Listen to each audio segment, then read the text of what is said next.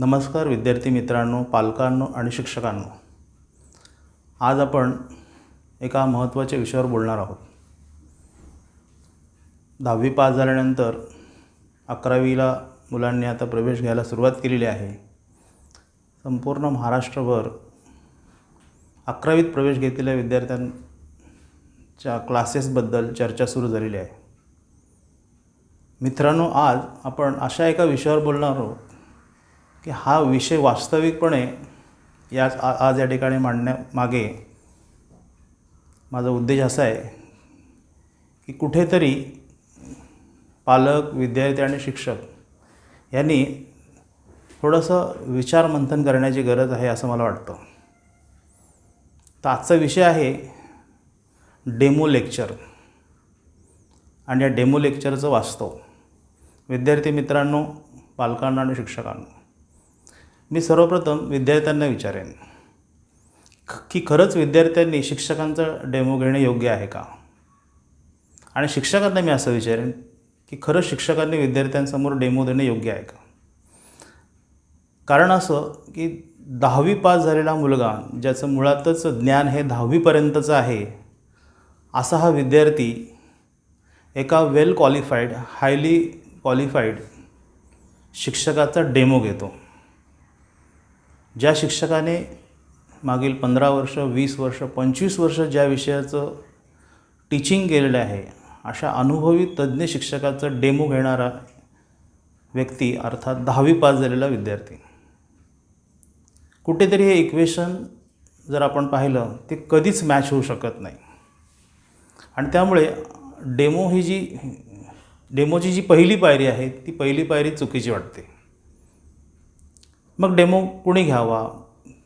डेमोची खरंच गरज आहे का? किंवा हा डेमो कसा असावा?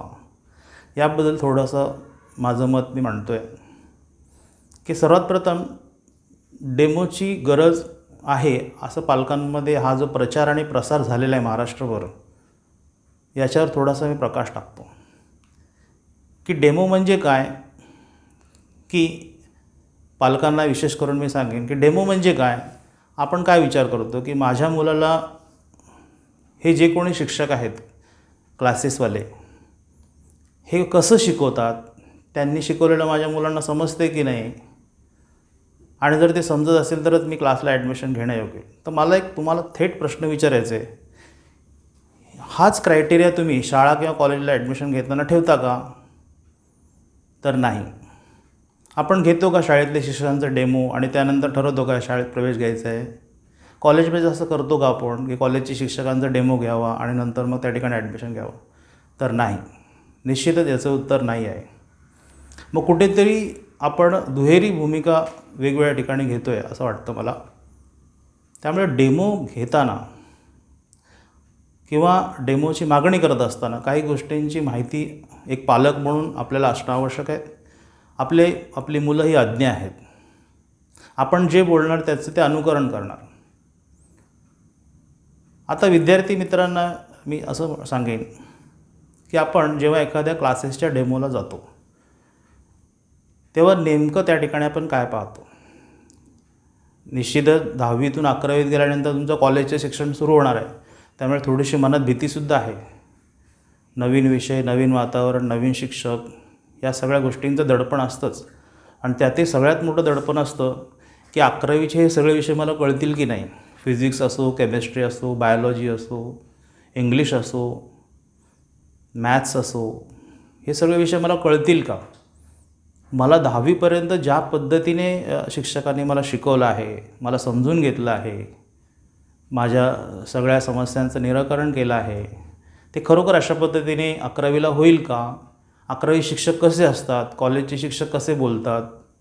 कसे समजावून सांगतात? ओरडतात का? कारण तिथे भाषिक लोक एकत्र आलेले असतात. अनेक मीडियमची मुलं एकत्र आलेली असतात. त्यामुळे आपल्याला कदाचित इंग्रजी आपलं वीक आहे. त्यामुळे भीती एक थोडक्यात असं की आपण 11वीत प्रवेश घेतल्यानंतर एक वेगळ्या प्रकारचं दडपण आपल्या मनावर असतं. आणि त्या एका दडपणापायी आपण ते शोधत असतो, अशा व्यक्तीला शोधत असतो की जो मला नीट समजावून सांगेल, माझ्या ज्या गरजा आहेत, अपेक्षा आहेत, त्यांचा अगदी प्रामाणिकपणे विचार करेल. आणि अशा विचारांसह तो मुलगा त्या डेमो लेक्चरला बसत असतो. आता डेमो जो सर्रासपणे महाराष्ट्रात अगदी भारतभर म्हणेन मी, कोचिंग क्लासेसमध्ये जे डेमो होतात, निश्चितच काही डेमो जे आहे ते अतिशय उत्कृष्ट पद्धतीने घेतले जातात.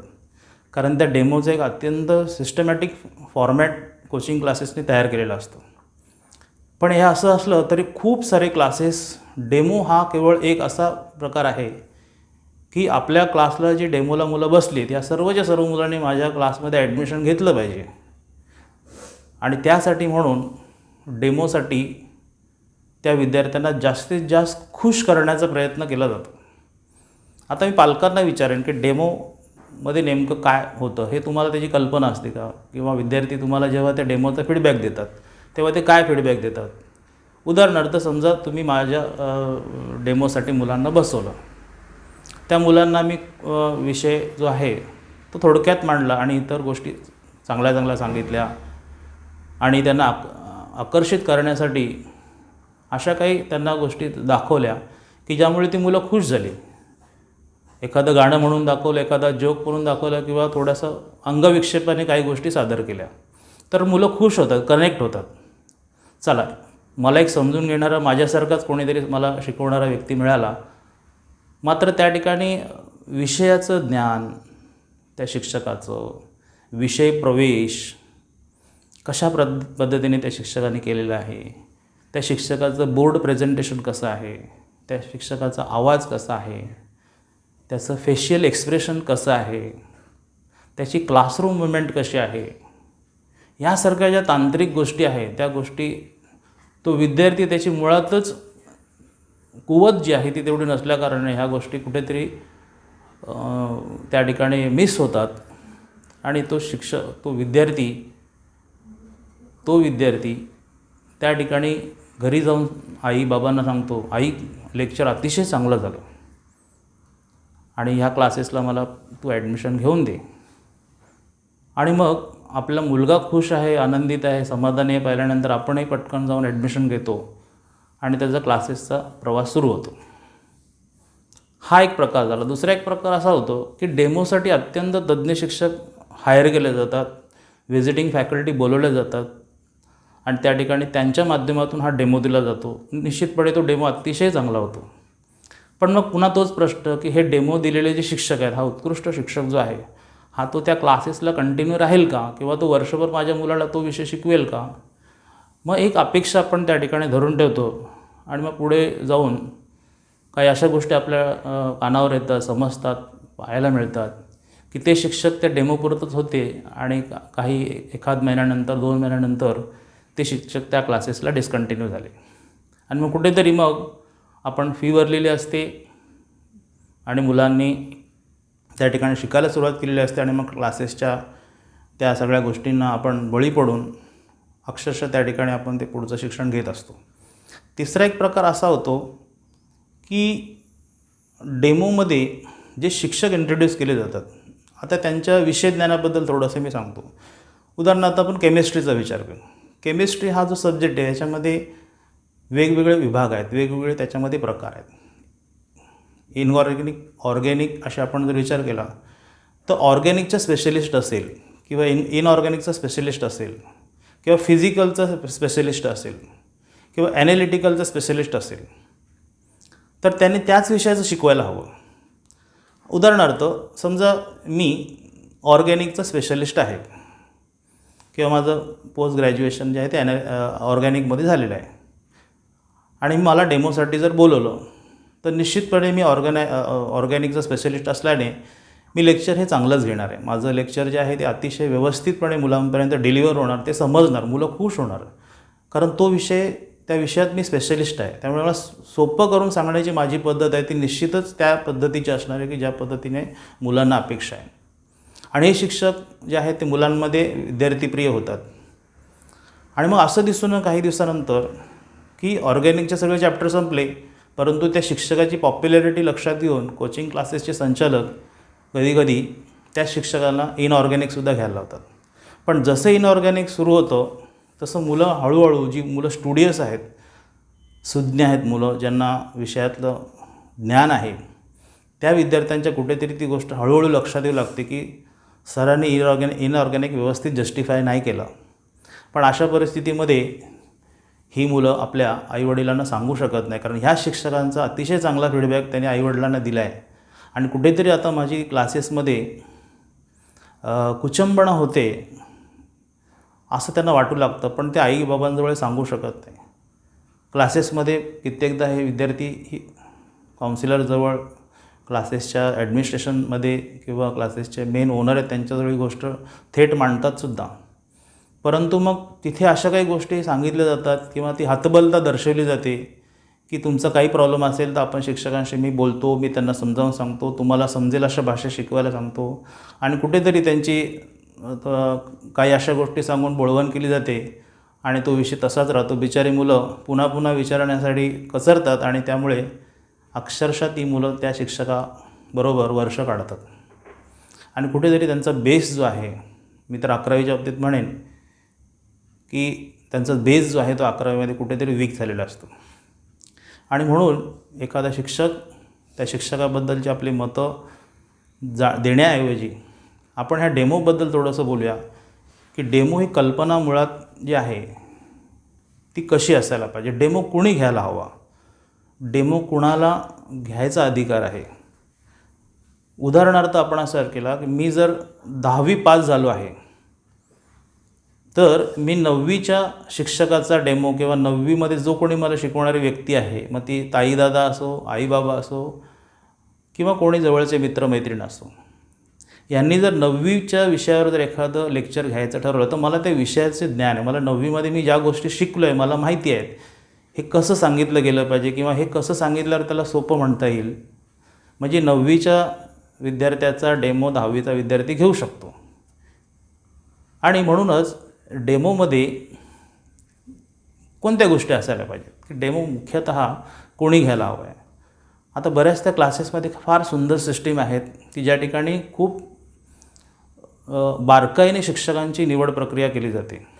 याच्यामध्ये फॉर एक्झाम्पल फिजिक्सचा डेमो घेण्यासाठी फिजिक्समध्ये क्वालिफाईड असलेले जे प्रोफेसर्स आहेत, प्रिन्सिपल्स आहेत, अशी यांची एक टीम त्या ठिकाणी डेमोला बसते आणि त्या टीमच्या माध्यमातून त्या फिजिक्सच्या किंवा केमिस्ट्रीच्या किंवा बायोच्या शिक्षकाची निवड केली जाते.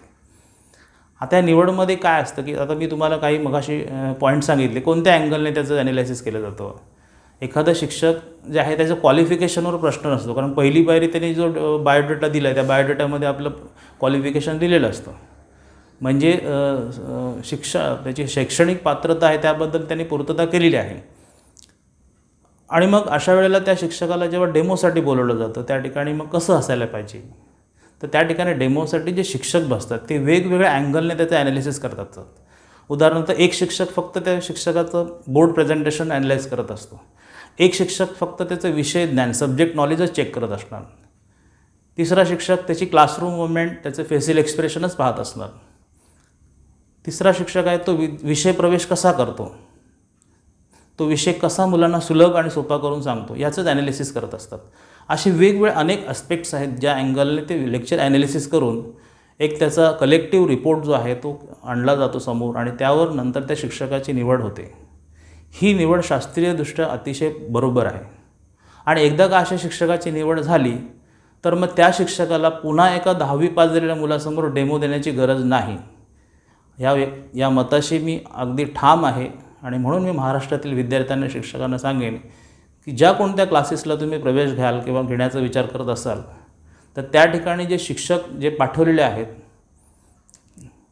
ते शिक्षक खरोखर अशा निवड प्रक्रियेतून आलेले आहेत का याचीच फक्त चाचपणी आपण करावी.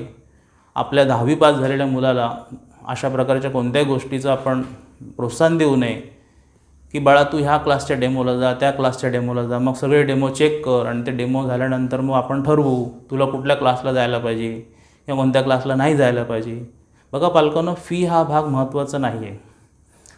आपल्या मुलाची 11वी 12वी आयुष्यातील अत्यंत महत्त्वाची 2 वर्ष आहेत. या 2 वर्षानंतर त्यांचं पुढे करिअर ठरणार आहे. त्यामुळे या 22 महिन्यामध्ये विद्यार्थ्यांनी व्रतस्थपणे अभ्यास केला पाहिजे.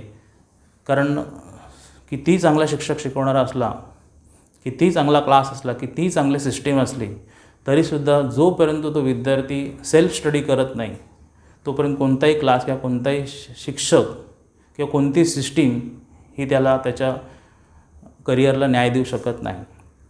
आणि म्हणून विद्यार्थी मित्रांनो, मी तुम्हाला असं सांगेन की सेल्फ स्टडीवर जास्त फोकस करा. कारण खूप चांगला शिक्षक आहे आणि जर विद्यार्थी सुमार दर्जाचे असतील तर त्या ठिकाणी रिझल्ट येत नाही. खूप चांगले विद्यार्थी आहेत आणि शिक्षक जर सुमार दर्जाचे असेल तरीसुद्धा रिझल्ट येऊ शकत नाही. आणि अशा परिस्थितीत आपण हा विचार केला पाहिजे की ह्या दोन्ही गोष्टीमध्ये एक आहे की आपल्याला हार्डवर्क जे आहे, मेहनत जी आहे ती केलीच पाहिजे. आपण सेल्फ स्टडी केला पाहिजे आणि सेल्फ स्टडीज आपल्याला खऱ्या अर्थाने रिझल्ट आणणार. जो सेल्फ स्टडी तुम्ही खूप चांगल्या पद्धतीने 9वी आणि 10वीमध्ये केल्यावर खूप उत्कृष्ट मार्क्स तुम्ही मिळवलेले आहेत. आणि म्हणून पुन्हा एकदा मी डेमोबद्दल एवढंच सांगेन की डेमोऐवजी आपण काय पाहायला पाहिजे की तुम्ही 10वीतून 11वीत गेल्यानंतर, आता डेमो हा मी शब्द वापरतो आहे कारण तो हल्ली परवलीचा शब्द झाला आहे, तर आम्ही हा डेमो शब्द वापरत नाही, आम्ही त्याला इंट्रोडक्शन शब्द वापरतो. की इंट्रोडक्शनचा अर्थच मुळात काय आहे तो आपण समजून घेऊया. की इंट्रोडक्शनमध्ये विद्यार्थ्यांनी याआधी काय शिकले, 11वीत येण्यापूर्वी ते काय शिकलेत, त्याचा 11वीशी आणि 12वीशी काय संबंध आहे, ह्या गोष्टींची त्या ठिकाणी चर्चा झाली पाहिजे. म्हणजे कसं की बाळा, तू 9वी आणि 10वीमध्ये फिजिक्समध्ये हे शिकला होतास, ते बघ तुला 11वीमध्ये या चॅप्टरमध्ये हे तुला दिसतं आहे, यातला काही भाग तुला 12वीला पण दिसतं आहे. आणि ह्याच्यावरच आधारित CETच्या परीक्षा ज्या आहेत त्या CETच्या परीक्षांमध्ये अशा प्रकारच्या प्रश्नांची चर्चा होते. हे अशा पद्धतीने त्याला इंट्रोडक्शन कोणत्या विद्यार्थ्याला एका कम्फर्ट झोनला आणणं अगदी गरजेचं आहे. कारण 10वी पास झालेला मुलगा अचानकपणे त्याला सर्क्युलर मोशन चॅप्टर फिजिक्सचा स्टार्ट केला आणि त्या शिक्षकाने त्याला शिकवायला सुरुवात केली, पण मुळात सर्क्युलर मोशनविषयी त्याने पूर्वी कधी ऐकलेलंच नाही आहे किंवा त्याला त्या कॉन्सेप्टविषयी काही माहितीच नाही. त्या शिक्षकाने किती चांगल्या त्यांनी शिकवलं तरीसुद्धा त्याला त्या विषयाचं मुळात पूर्वी कधी ज्ञानच नाही आहे. त्यामुळे तो त्या ठिकाणी काय ॲनालाइज करणार, शिक्षकांचं हँडरायटिंग बघणार, शिक्षकांचा आवाज बघणार, शिक्षक कसे हसतात, कसे माझ्याकडे बघतात, कसे मला खुश करतात, या गोष्टी पाहणार का तुम्ही? तर ह्या फार चुकीच्या गोष्टी आहेत. तर आपल्याला एखाद्या विषयाचं ज्ञान असेल तरच तो विषय एखाद्याने शिकवल्यानंतर आपल्याला तो ॲनालाइज करता येईल. फार महत्त्वाची गोष्ट आहे विद्यार्थी मित्रांनो, आपल्याला जर एखाद्या गोष्टीची माहिती असेल तरच आपण त्या गोष्टीबद्दल आपली मतं देऊ शकतो. जर आपल्याला एखाद्या गोष्टीबद्दल माहिती नसेल तर आपण त्याबद्दलची मतं देऊ शकत नाही. कारण तुम्ही एखादा शिक्षक पसंत केला, आता मी पसंत बोलतो आपल्या भाषेमध्ये, आवडला तुम्हाला आणि घरी जाऊन तुम्ही आईबाबांना सांगितलं, आईबाबा तुमच्या मतानुसारच पुढची कार्यवाही पूर्ण करणार, प्रवेश प्रक्रिया घेणार, त्या ठिकाणी करून ॲडमिशन घेणार, फीज भरणार आणि मग मात्र त्याच क्लासमध्ये त्या शिक्षकांनी जर तुम्हाला नीट शिकवलं नाही, प्रॉपर जर न्याय दिला नाही, तर मग तुम्हाला मात्र U-टर्न घेता येत नाही. आणि मग तुम्ही त्या भीतीपोटी किंवा त्या अशा काही दबावपोटी आपण त्या आईवडिलांजवळ बोलत नाही. आणि म्हणून मग डेमोच्या बाबतीत माझी जी काही मतं आहेत ती स्पष्ट आहेत की मुळात हा डेमो नसावा. कारण आम्हीसुद्धा आज अभिनाद एज्युगर प्रायव्हेट लिमिटेडच्या माध्यमातून आज महाराष्ट्रभर विद्यार्थ्यांना ऑनलाईन प्लॅटफॉर्मवर लेक्चर देत आहोत. खूप सारे मुलं रजिस्ट्रेशन करत आहेत, ॲडमिशन घेत आहेत. पालकांमधून आम्हाला विचार नव्हते, सर तुमचे डेमो लेक्चर कधी स्टार्ट होणार? तर आम्ही त्यांना स्पष्ट सांगितले की आमचे डेमो नसणार, आम्ही डेमो देणारच नाही आहे. कारण मला 25 वर्ष मॅथ्स शिकवल्यानंतर असं वाटत नाही की 10वी पास झालेल्या मुलासमोर मी स्वतःला सिद्ध करावं. हे अगदी स्पष्ट आणि ठाम माझं मत आहे आणि ते मत मांडताना मला कोणत्याही प्रकारचं संकोच वाटत नाही. कारण मुळात ही डेमो ही संकल्पना अत्यंत चुकीची आहे हे आम्हाला पूर्णपणे माहिती आहे. पूर्ण अभ्यासाअंती आम्ही बोलतो आहे. कारण हे फॅक्ट आम्ही या कोचिंग इंडस्ट्रीमध्ये काम केलेलं आहे, आम्हाला याचा अनुभव आहे, म्हणून तुमच्यासमोर मांडत आहोत. पण मात्र डेमोऐवजी आम्ही ज्याप्रमाणे म्हटलं की इंट्रोडक्शन लेक्चर हे निश्चितपणे आमचे असतील. ज्या इंट्रोडक्शन लेक्चरचं कंटेंट, त्याचं डिझाईन अतिशय बारकाईने आम्ही त्या गोष्टी, त्या मुलांची आकलन क्षमता, त्यांना समजेल कोणत्या गोष्टी, ह्या पद्धतीने आम्ही ते इंट्रोडक्शन लेक्चर प्लॅन केलेलं आहे. निश्चितच या इंट्रोडक्शन लेक्चरनंतर एक पॅरेंट्स ओरिएंटेशन असतं, ज्याच्यामध्ये आम्ही ह्या 2 वर्षामध्ये या विद्यार्थ्यांना कशाप्रकारे हा अभ्यासक्रम सगळा पूर्ण करून त्यांना मेडिकल आणि इंजिनिअरिंगच्या प्रवेश परीक्षेसाठी तयार करणार आहोत. याचं अत्यंत उत्कृष्ट नियोजन आमच्याकडे तयार आहे, जे आपण ओरिएंटेशनमध्ये पालकांसमोर आणि विद्यार्थ्यांसमोर मांडणार आहोत. आणि आमच्याकडे प्रवेश प्रक्रिया पूर्ण झाल्यानंतर अभ्यासाला सुरुवात होणार आहे. त्यांचे लेक्चर्स स्टार्ट होणार, त्यांचा अभ्यासक्रमच सुरू होणार आहे. त्यामुळे कोणत्याही पालकांनी डेमोसाठी केलेली मागणी ही योग्य वाटत नाही आम्हाला. आणि त्यामुळे इंट्रोडक्शन लेक्चर हे निश्चितपणे होणार आहे. कारण एखाद्या विद्यार्थ्याला 10वीच्या मानसिकतेतून कशाप्रकारे 11वीला आणायचं, 11वीतून त्याला 12वीला कसं न्यायचं, 11वी-12वीच्या अभ्यासाच्या आधारे त्यांना एंट्रन्ससाठी कसं तयार करायचं, याचं एक उत्कृष्ट प्लॅनिंग आमच्याकडे आहे. आता तुमच्या मनात प्रश्न असेल की सर तुमचे शिक्षक कसे आहेत, तुमचे शिक्षक त्या पद्धतीचे आहेत का? निश्चितच आम्हालामध्ये प्रश्न आला असेल की तुम्ही या सिस्टीमबद्दल बोलताय तर निश्चित तुमचे शिक्षक कसे आहेत. आमच्या शिक्षकांच्या बाबतीत आम्ही अतिशय बारकाईने या गोष्टींची काळजी घेतलेली आहे की जेणेकरून आज जर आम्ही हे सगळं बोलतो आहे, सोशल मीडियावर या सगळ्या गोष्टी आम्ही बोलतो आहे, प्रसारमाध्यमांमध्ये यांची चर्चा होते, विद्यार्थी पालकांमध्ये जर चर्चा होत असेल तर निश्चितपणे आम्ही त्या गोष्टींची आधी काळजी घ्यायला हवी आणि त्याप्रमाणे व्यवस्थित काळजी घेऊन आमचीसुद्धा शिक्षक निवड प्रक्रिया ही सिस्टमॅटिकली त्या पद्धतीनेच झालेली आहे. आणि म्हणून मी आधीच्या जशा आपल्या चर्चेमध्ये सांगितलं की आमच्या प्रत्येक विषयाचे एक HOD आहेत, हेड ऑफ द डिपार्टमेंट आहेत विषयाचे, आणि त्या हेड ऑफ द डिपार्टमेंटद्वारे संपूर्ण अभ्यासक्रमाचं 11वी असो मग ती 12वी असो किंवा त्यानंतरचा एंट्रन्स असो, या पूर्ण अभ्यासक्रमाचा एक सखोल विचार केला गेलेला आहे. आणि त्यानुसार त्या ठिकाणी असलेले टॉपिक जे आहेत ते टॉपिक अलॉटमेंटमध्ये सब्जेक्ट स्पेशलायझेशन, कम्फर्ट झोन शिक्षकांबद्दलचा, आणि एखादा शिक्षक तो विषय तो टॉपिक किती इझी करून सांगतो आहे ह्याचं अगदी बारकाईने विश्लेषण करून त्या शिक्षकांना ते टॉपिक अलॉट केलेले आहेत. कारण कसं आहे 10वीपर्यंत एक विद्यार्थ्यांची पालकांची अशी मानसिकता असते, एखादा शिक्षक अख्खा विषय सगळा वर्षभर शिकवत असतो. म्हणजे भूमिती असेल, जॉमेट्री असेल तर अल्जेब्रा किंवा आपण इंग्लिश किंवा एखादा असा विषय कोणताही असेल तर थ्रू आउट इयर तो एकटा शिक्षक शिकवत असतो. होतं कसं की सतत एका शिक्षकाचे आपण लेक्चर पाहत असल्याने तीच मानसिकता आपण 11वीमध्ये पाहत असतो. पण 11वीमध्ये बाळांनो असं नसतं. 11वीमध्ये फिजिक्स, केमिस्ट्री, मॅथ्स, बायोलॉजी यासारखे जे विषय आहेत ह्या प्रत्येक विषयाचं टॉपिक स्पेशलिस्ट लोक असतात आणि त्यानुसार ते लेक्चर्स घेत असतात. मी असं अजिबात म्हणत नाही की असं अजिबात मत नाही की संपूर्ण महाराष्ट्रभर सगळ्या क्लासेसमध्ये, कोचिंग क्लासेसमध्ये हा जो प्रकार आहे सगळा फसवणुकीचा म्हणतो मी की सर्रासपणे चालू असं नाही आहे. काही क्लासेसमध्ये अतिशय चांगल्या प्रकारे ह्याचंसुद्धा नियोजन केलेलं असतं की टॉपिक स्पेशलिस्ट दिलेले असतात, त्याप्रमाणे ते लेक्चर घेत असतात. आणि ही खऱ्या अर्थाने योग्य पद्धत आहे.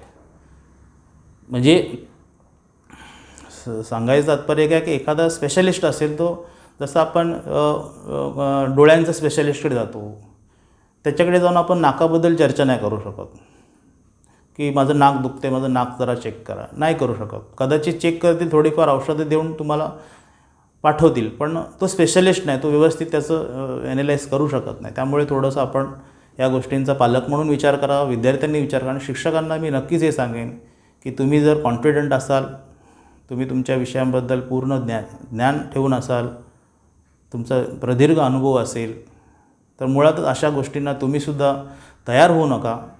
प्रत्येकाचा निर्णय शेवटी महत्त्वाचा आहेच. या लॉकडाऊनच्या काळामध्ये बरेचसे शिक्षक आज त्यांची पूर्णपणे कोचिंग इंडस्ट्रीवर अवलंबून होती. त्या शिक्षकांना फारच मोठ्या समस्यांना सामोरं जावं लागत असते. पण हे करत असताना कुठेतरी एक शिक्षक आपल्यातला जिवंत ठेवा. कारण माझ्यासमोर बसलेला विद्यार्थी माझ्या क्लासला ॲडमिशन घ्यायला हवा ह्या हेतूने तुम्ही कोणती गोष्ट करणं म्हणजे कुठेतरी आपल्या शिक्षकी पेशा जो आहे बरोबर आपण अन्याय करतो असं मला वाटतं. त्यामुळे कुठेही कॉम्प्रोमाइज न करता आपल्यातला आदर्श शिक्षक आहेत हे जिवंत ठेवा. कारण आपल्यासमोर बसलेला हा जो विद्यार्थी आहे याचं करिअर, याचं भवितव्य कुठेतरी आपल्यामुळे घडणार आहे. कदाचित त्याच्या वाटचालीतले आपण एक मार्गदर्शक ठरणार. तर खऱ्या अर्थाने ती मार्गदर्शकाची भूमिका आपण बजावली पाहिजे. की केवळ ॲडमिशन पाहिजे किंवा बिझनेस पाहिजे आपण अशा कोणत्याही गोष्टी विद्यार्थ्यांना सांगायला नाही पाहिजे की ज्याने ती मुलं भुलून जातील आणि ॲडमिशन घेतील. कारण हे कुठेतरी चुकीचं आहे, अयोग्य आहे असं वाटतं. आणि आपण शिक्षक म्हणून, मार्गदर्शक म्हणून आपण जी भूमिका करत असतो त्या भूमिकेमध्ये आपण कुठेही कमी पडता नाही. तर आज मी माझी याबद्दलची मतं मांडली. याबद्दल कदाचित अशा काही गोष्टी मी बोललो असेल की त्याच्याशी तुम्ही सहमत नसाल किंवा सहमत असालही.